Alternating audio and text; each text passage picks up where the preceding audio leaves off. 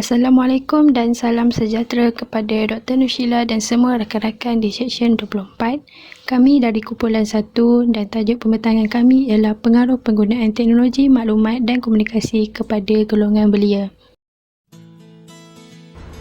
Saya Nur Edith Liana. Dan saya Nur Khalilah.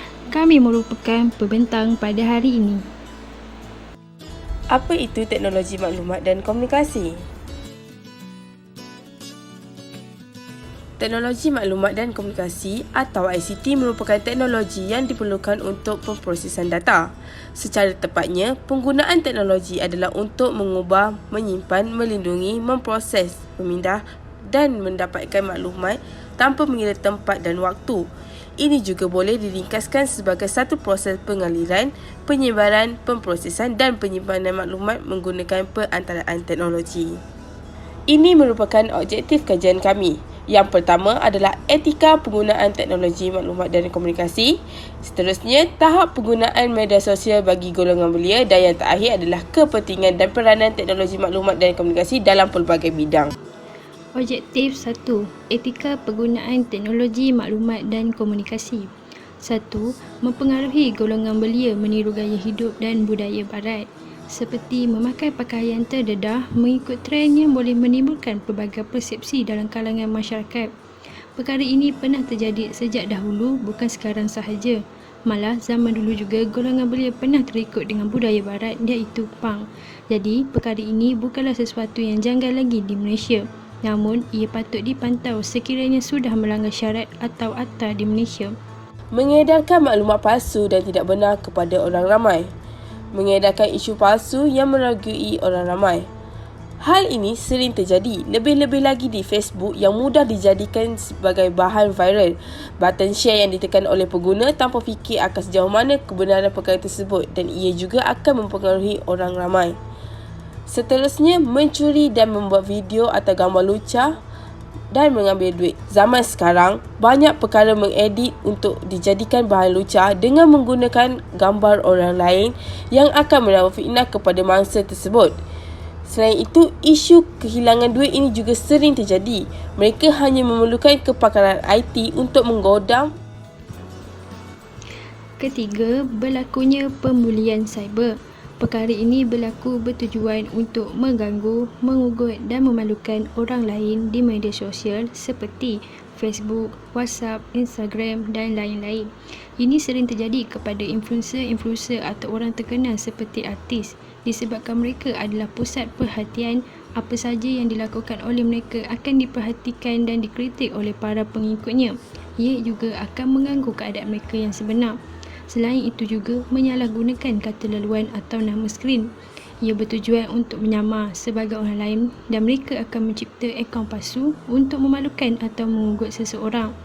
Akhir sekali, pembulian cyber ini juga menjejaskan emosi dan risiko kemurungan kepada individu. Ia akan membuatkan individu itu berasa malu untuk berhadapan dengan khalayak orang ramai. Menggunakan laman sosial untuk mewujudkan perniagaan palsu. Ini bertujuan untuk mendapatkan duit secara haram dan mudah.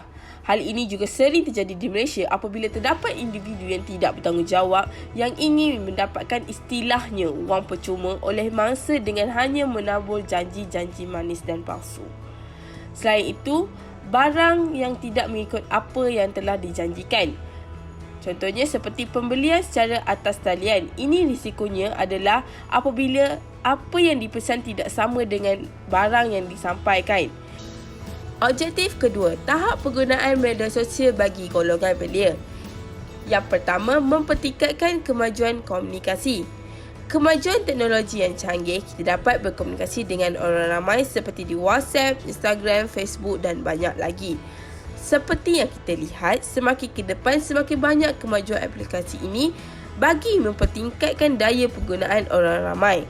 Sebagai contoh, dulu segala platform yang dinyatakan di atas tidak mempunyai akses panggilan video.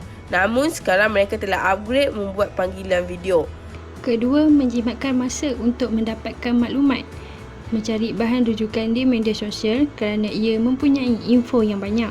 Di media sosial ini terdapat beberapa platform yang banyak membantu pelajar atau golongan belia untuk mendapatkan info atau pengetahuan yang mereka cari dengan mudah dan tidak perlu ke mana-mana perpustakaan untuk mencari buku yang akan memakan masa yang lama.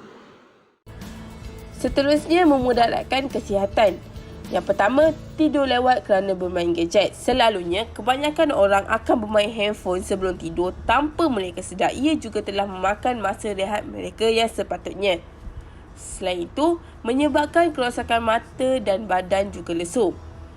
Hal ini lebih-lebih lagi kepada golongan yang sering bermain game yang memerlukan daya fokus yang tinggi. Contohnya permainan seperti PUBG. Kecelaruan mental seperti kemurungan. Kadang-kadang, apa yang dikongsikan oleh orang lain ke sosial media mereka lebih-lebih lagi ke arah yang negatif tentang soal kehidupan. Kepentingan dan peranan teknologi maklumat dan komunikasi dalam pelbagai bidang.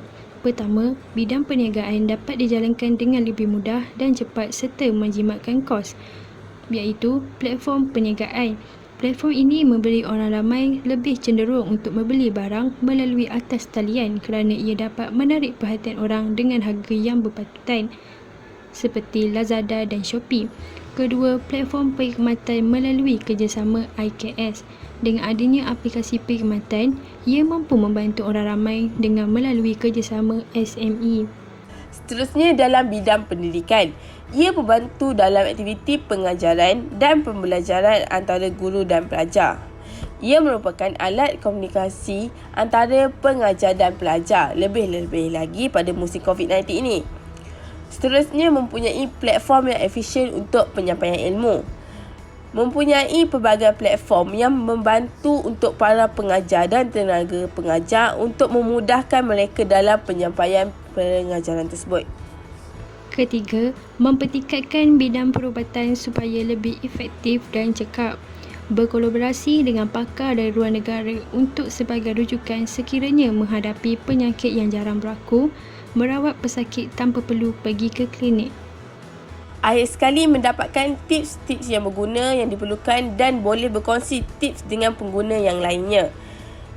YouTube merupakan platform yang banyak memberikan apa sahaja tips dan trik yang diperlukan. Seterusnya, berkongsi pelbagai tips dalam laman sesawang sendiri. Contohnya, laman sesawang seperti Facebook, mereka mewujudkan grup-grup yang berkaitan dan berbagi-bagi dan mempelajari ilmu-ilmu yang baru. Ini juga memudahkan orang ramai untuk mencari pelbagai maklumat yang mereka kehendaki.